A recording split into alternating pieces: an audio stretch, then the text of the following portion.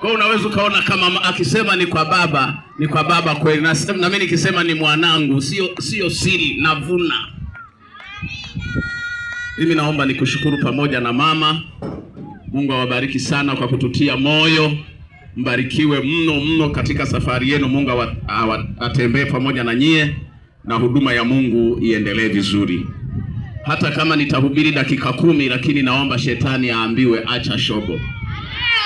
Bwana Yesu asifiwe. Akiambiwa hivyo, kwaya zingine, Simoni aimbe, Sayuni waimbe, hata nikihubiri dakika 10 zinatosha. Lakini shetani apate wewe.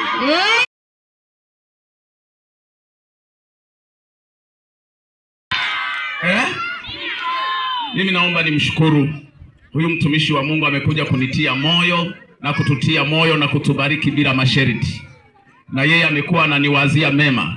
Huyu ni mtu wa kwanza kunifanya nimiliki smartphone. Alikujaga mwaka mmoja akakuta na miliki kale kasimu ambako wamekabadilishia jina, wanakaitaje? Akaniambia, baba, hii simu ni simu ya kuwasiliana na ndugu. Wewe ni mtumishi, nitakutumia simu ya huduma. Amen. Akanitumia simu ya kwanza, halafu baadaye wajanja wakapi.